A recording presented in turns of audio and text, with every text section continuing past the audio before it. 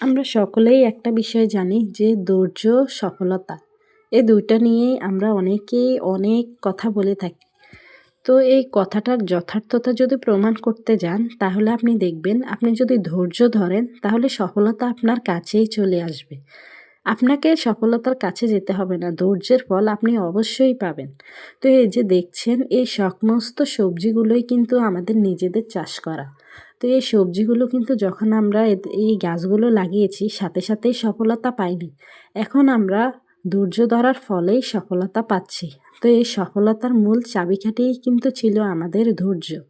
তো যারা আমার সাথে আমার ভিডিওগুলো দেখছেন, তারা অবশ্যই সাবস্ক্রাইব করে দিবেন এবং নতুন নতুন ভিডিও দেখার জন্য আমাকে উৎসাহ যোগাবেন।